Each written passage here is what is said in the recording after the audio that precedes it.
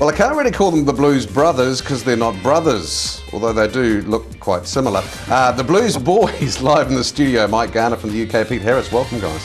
Hi, awesome to have you here. So, what brings you to little old Rotorua? I mean, well, do you know this good-looking man beside Never you? seen him before. No, Mike and I were together in a band in Southampton, England, where I live, back in the 80s.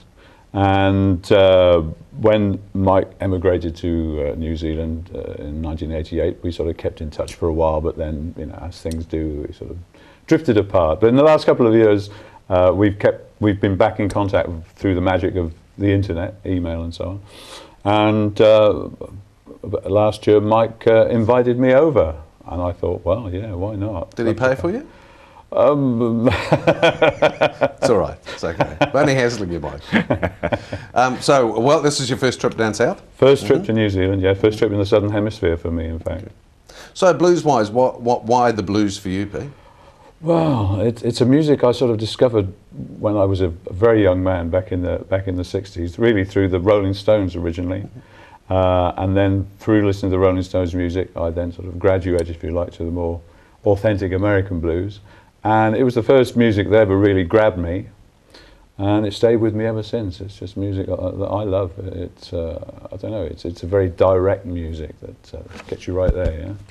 Is it an international music? I mean, you know, being first time in New Zealand. Yeah. In the short time you've been here, have you noticed any difference between here and the UK? What music-wise? Music-wise, or is blues internationally blues? Well, no, yeah.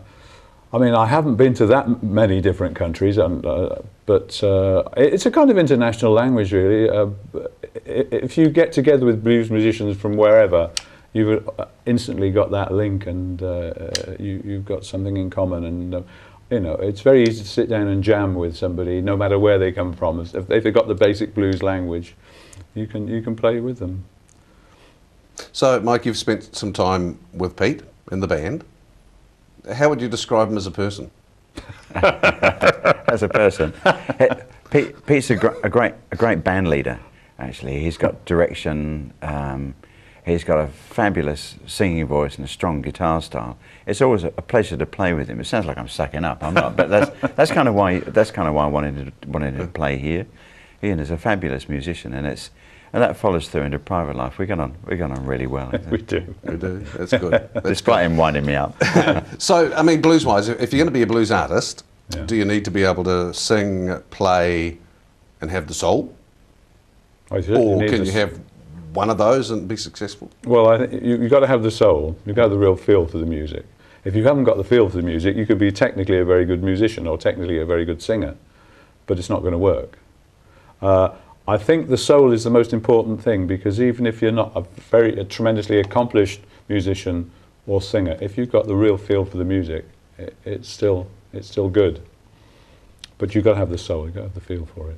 So, where's the blues taken you, Pete? I mean, it's taken Mike to Kathmandu last year. Has it taken you many interesting places? I've been to lots of interesting places in the UK, and I've also gigged within Europe. I've played in France, Belgium, and Switzerland, and that's been very good.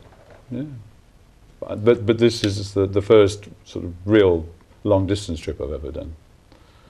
Nice to have you here. It's always great. Nice to have international people, isn't it? Yeah, and I'm really having a good time. I really like the New Zealand sort of relaxed lifestyle.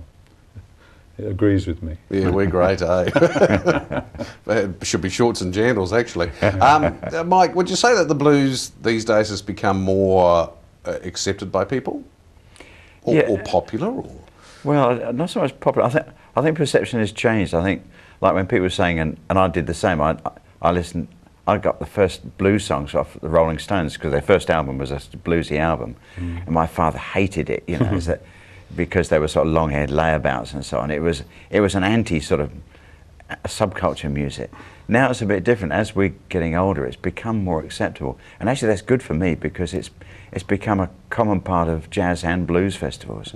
So it's kind of coming to somewhere where it's accepted as being a proper music, and it's got something artistic about it and creative about it.